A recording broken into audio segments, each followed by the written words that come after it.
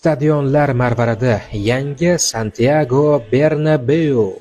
11 yil davomida ishlangan loyiha ayni paytda dunyoning birinchi raqamli klubi va uning birinchi raqamli stadioni yangi Santiago Bernabeu haqida. 2023-yil oxirigacha tugallanishi rejalashtirilgan stadionni loyihalash 2012-yilda boshlangan. Jahonga mashhur L35, GMP va Ribus kompaniyalari tomonidan loyihalashtirilgan arena yangi dunyo stadionlari marvaridi deya e'tirof etilmoqda. Arenada o'yinni tomosha qilish uchun ideal sharoit yaratilgan. Iqlim nazorati 15 daqiqada to'liq yopiladigan tom shular jumlasidan. Yangi Bernabeu bir vaqtda konsert zali, do'konlar tarmog'i, biznes forumlar, mashinalar uchun garajlar tarmog'i, basketbol, tennis va shunga o'xshash turnirlarni o'tkaza oladi. Bu vaqtda stadion chimi inshootning pastki qismida parvarish qilinadi. Arena atrofida katta hududda yangi bog' tashkil etilgan bo'lib, bu insonlarga madaniy hordiq va toza havodan bahramand bo'lish imkonini beradi.